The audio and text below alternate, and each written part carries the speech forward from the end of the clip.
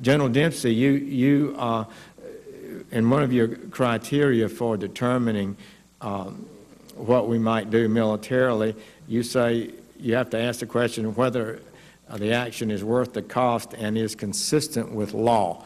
What law does the United States military look to?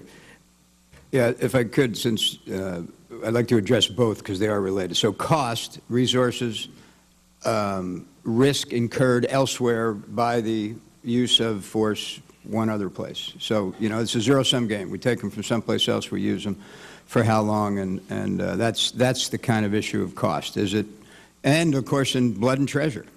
The issue of legal basis is important, though. You know, we act with the authorized use of military force either at the consent of a government, so we're invited in, or out of national self-defense, and it's a very, there's a very clear criteria for that.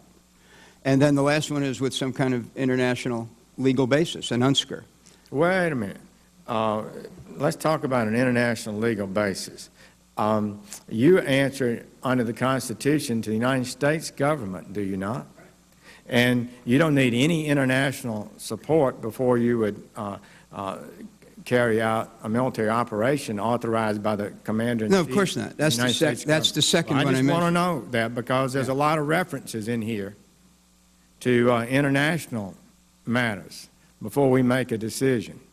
And I want to be sure that the United States military understands, and I know you do, that we're not dependent on a NATO resolution or a UN resolution to execute policies consistent with the national security of the United States. Now, Secretary Panetta, you, in your talk, in your remarks, you talk about first, we're working to increase diplomatic isolation and encouraging other countries to join the European Union and Arab League in imposing sanctions.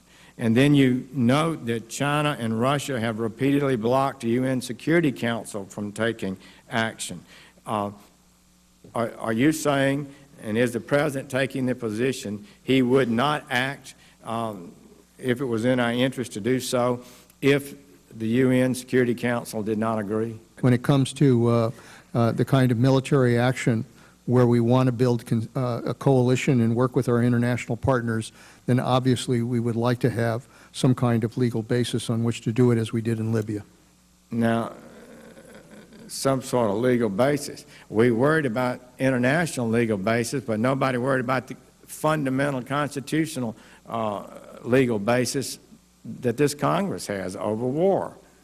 We were not asked, stunningly, in direct violation of the War Powers Act, whether or not you believe it's constitutional. It certainly didn't comply with it. We spent our time worrying about the UN, the Arab League, NATO, and too little time, in my opinion, worrying about the elected representatives of the United States. Do you think that you can act without Congress and initiate a no-fly zone in Syria without congressional approval? You know, again, our goal would be to seek international permission, and we would come to the Congress and inform you and determine how best to approach this, whether or not we would want to get permission from the Congress. I think those are issues we would have to discuss as we decide what to do here. Well, I'm almost breathless about that, because what I heard you say is we're going to seek international approval, and then we'll come and tell the Congress what we might do, and we might seek congressional approval. No, well, I want to just say to you, that's a big dish. Wouldn't you agree? You've served in the Congress. Yeah.